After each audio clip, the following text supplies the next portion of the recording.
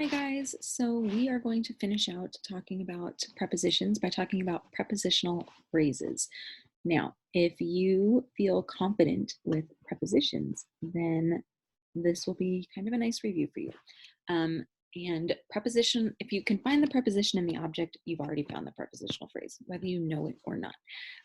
So that's what we're going to look at today. Now, before we start, like always, let's review for prepositions. Remember, prepositions are they're not nouns, they're not verbs, they are their own special kind of adverb that help to show that they help make sentences more specific.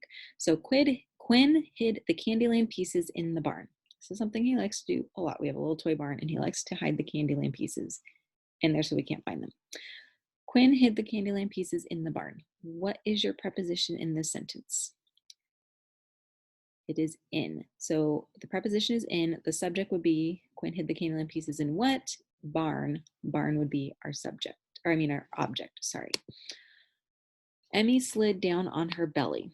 She likes to go down the slide on her belly or backwards. Anyway, but the normal way. So what would your preposition in this sentence be? What is the word that starts to make the sentence more specific? Preposition is on. So she slid down on what? Belly would be our object. So prepositions, as a real quick review, show the relationship between two words in a sentence, and the noun or pronoun that follows the preposition is called the object of the preposition. Now, in order to have a prepositional phrase, the prepositional phrase is made up of the preposition, I should do it this way, the preposition, the object, and all of the words in between. Okay, so your preposition is the start of your prepositional phrase, and the object is the end of your prepositional phrase. And if there are any words in the middle, they are part of your prepositional phrase. And prepositional phrases can be at the beginning, middle, or end of the sentence. Generally, for us, we will see them at the end. If you see them at the beginning, you can generally pick out the prepositional phrase because there is a comma after it. Okay, and if they are in the middle of a sentence, also a lot of times, well, not a lot of times, but sometimes there will be commas around it in the middle of the sentence too. So look for commas after a phrase at the beginning of a sentence. That will clue you in to a prepositional phrase there. But like I said, for most of what we're going to talk about today, they'll probably be at the end. So here are some examples. We pack the fruit in the cooler. In is our preposition. Cooler is our object. So in the cooler is our prepositional phrase. At dawn, we began our walk. At is our preposition. Dawn is our object. So our prepositional phrase is at dawn. This one only has two words because there are no words in between. Also, if you notice, I forgot to put the comma right here. My bad. The map of the area was helpful. In this case, of is our preposition. Area is our object. So of the area is our prepositional phrase.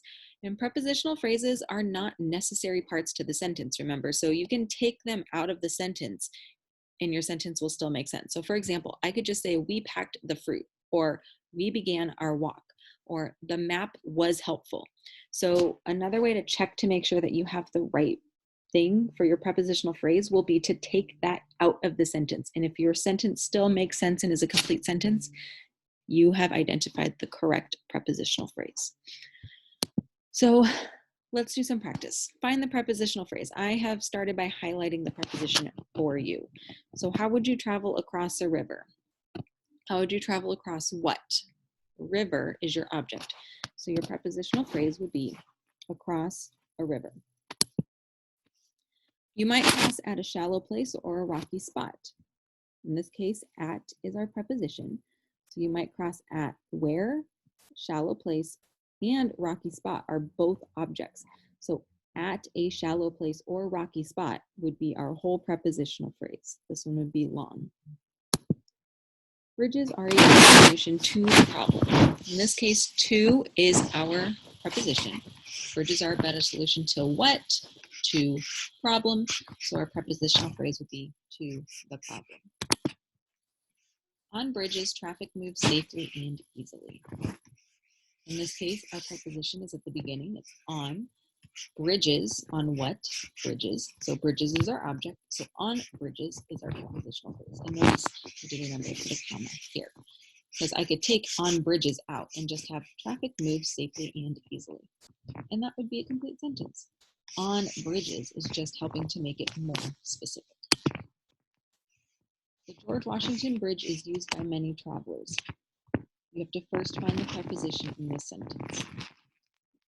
The preposition is not is.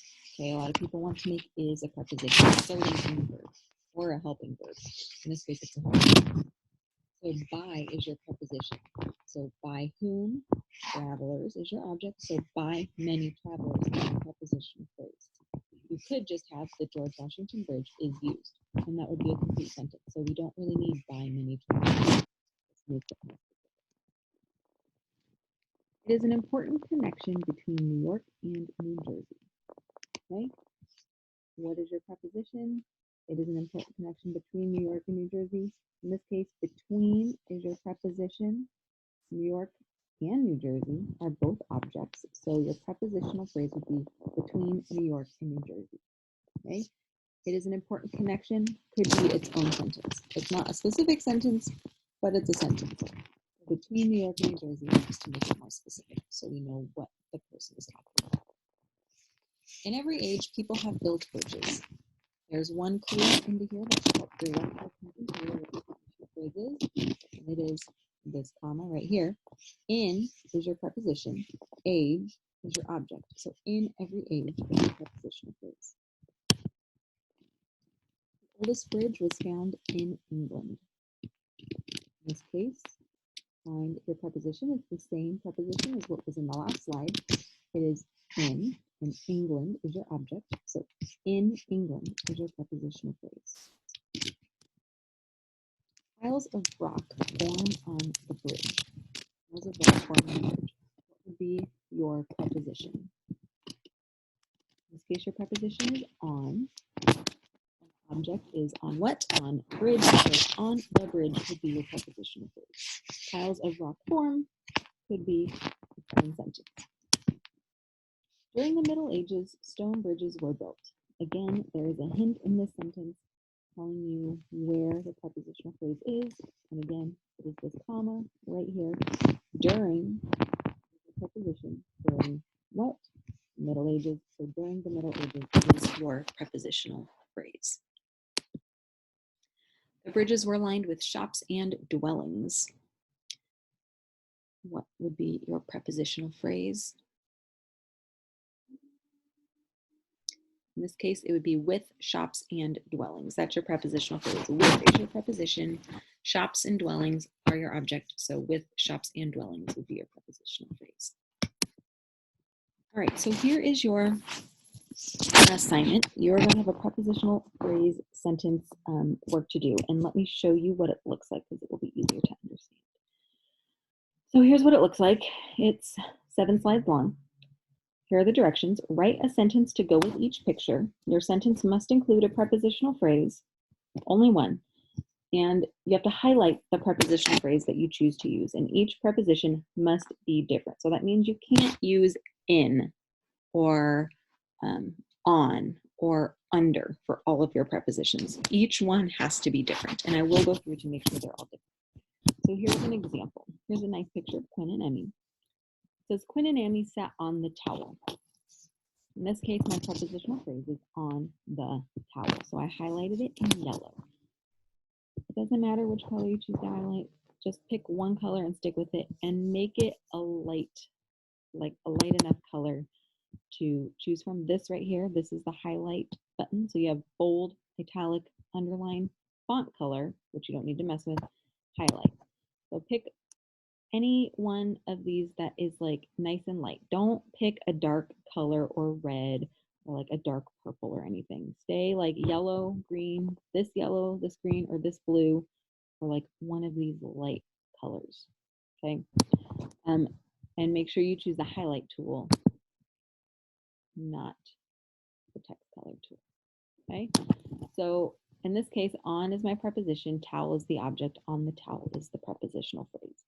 I would encourage you, if you feel like you have a good handle on this, to try to put your prepositional phrases at different spots in the sentence, so they're not always at the end. But like I said, each preposition needs to be different. Okay? I have used on, so you can also use on. You can still use that, it's fine. But I also provided you with a list of common prepositions to choose from, okay, in case you need some help. So, and here are all your pictures. You have a puppy in a teacup, Captain America, SpongeBob and Patrick, Starbucks, and this is from a Pixar short that Quinn has been really into lately. It's a bird one. I don't know what it's called. All right, so there you go. That is your assignment for prepositions. If you have made it to this point in the video, then I have a special surprise for you. You can disregard everything I just said about the assignment if you've made it to this point. And all I would like you to do is take a picture of yourself, giving a thumbs up, and upload it to the assignment instead of turning in all of the pictures. So if you made it to this point, don't do any of the work I just showed you. Take a picture of yourself, upload it to the assignment to turn in, and you will be good to go.